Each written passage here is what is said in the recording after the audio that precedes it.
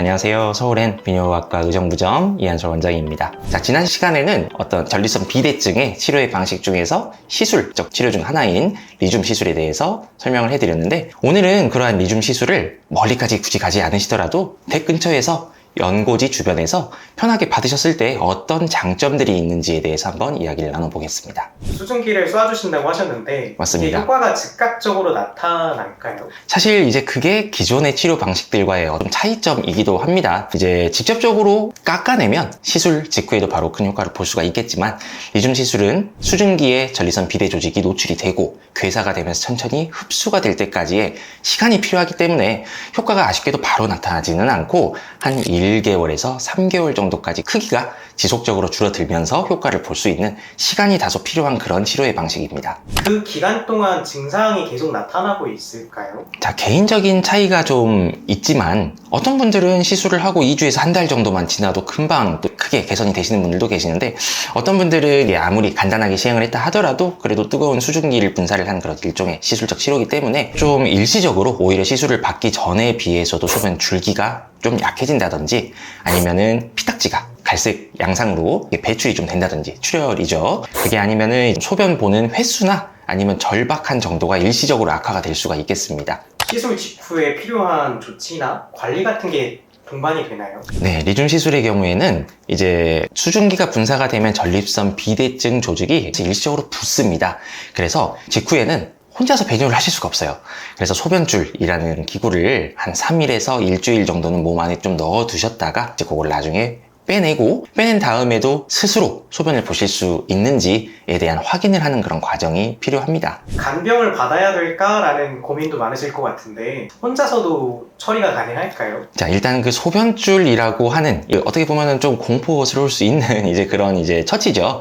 하지만 실제로는 다들 그냥 뭐 보호자분 안 계시고 혼자 오셔서 잘 편하게 간편하게 시술 받으시고, 그 다음에 간단한 마취 과정만 이루어지기 때문에 걸어서 귀가하시고 하는 간단한 시술이고, 소변줄 같은 경우에는 그렇게까지 많이 불편하진 않아요. 이제 옷 안에 쏙 들어가 있기 때문에 겉으로 봐서는 알 수가 없고, 좀 이제 걸리적거리는 이물감 정도는 당연히 느껴지실 수 있겠지만, 그런 것들은 나중에 이제 일주일 정도만 딱 참으셨다가 제거를 하면 다 사라지게 됩니다. 소변줄을 제거한 이후에 불편감이 생기면 그건 어떻게 해야 될까요? 사실 리줌 시술은 아까도 언급을 드렸지만 이제 시술 직후에 모든 게 싹 좋아지는 그런 시술이 아니죠. 시간이 걸립니다. 그 시간 사이에 혹시라도 어떤 불편감이 있으시다면 이제 시술을 받으셨던 병원을 찾아가셔서 관리를 받으셔야 되는데, 이게 멀리서 받으시다 보면 이게 아무래도 찾아가기가 쉽지가 않죠. 이제 그런 의미에서 이제 좀 가까운 곳에서 시술을 받으시면 발생할 수 있는 불편감에 대해서 어떤 처치나 조절을 받기가 좀 더 용이하실 것 같습니다. 장기적으로는 어떻게 관리를 하는 게 좋을까요? 일단 리줌 시술은 전립선 크기 자체를 줄여주기 때문에 소변 줄기 향상에는 당연히 시술 후 일정 시간이 지나면 충분한 효과를 거둘 수가 있는 그런 치료의 방식입니다.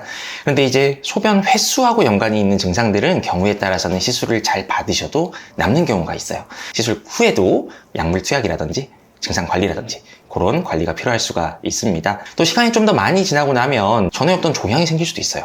그래서 이제 그런 것에 대한 주기적인 건강검진 차원에서의 검사 등도 관리의 범주로 들어갈 수가 있겠습니다. 보통은 3개월에서 6개월 정도 있다가 전립선 초음파를 다시 한번 시행을 해서 몇 그램 정도 사이즈가 줄어들었는지에 대한 확인이 필요합니다. 근데 이제 그 이후에도 한 1년이나 2년에 한 번 정도는 방광에 종양의 발생 가능성에 대해서도 확인이 필요하니까 1, 2년에 한 번 정도는 주기적으로 체크를 받으시는 것을 권장을 드리고 있습니다.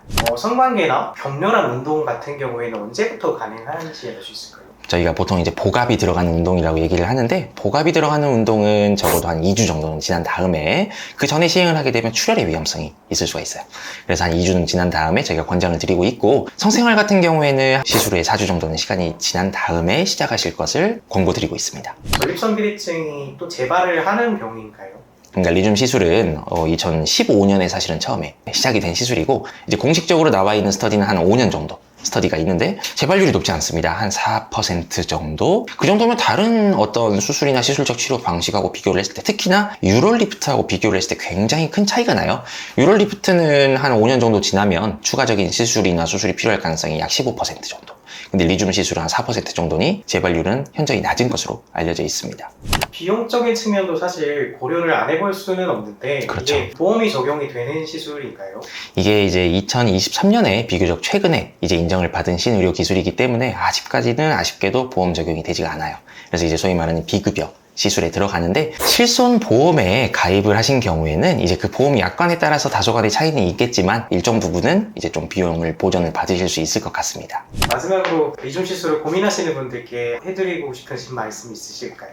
자, 일단 리줌 시술은 이제 기존의 치료 방식들과 비교를 했을 때도 다양한 장점을 가지고 있고, 어떤 부작용이나 합병증, 어떤 출혈의 위험성 등이 적게 치료를 받으실 수 있는 아주 좋은 최신의 치료 방식입니다. 대신 그런 치료 효과를 충분히 거둘 때까지 이제 추가적인 어떤 처치와 관리가 필요할 수가 있어요.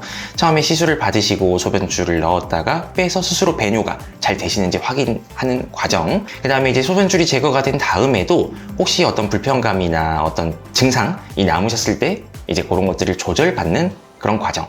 처음에는 아니었지만 시간이 지나면서 전립선이나 어떤 방광에 어떤 종양 등이 생길 가능성에 대해서 추가적으로 계속 지속적인 건진 차원에서의 관리를 받으셔야 하는 그런 필요성. 복합적으로 이런 점들을 고려를 하셔가지고 어떤 시술, 어디에서 시술을 받으실지 충분히 고민을 해보시고 결정을 하시면 도움이 되실 것 같습니다.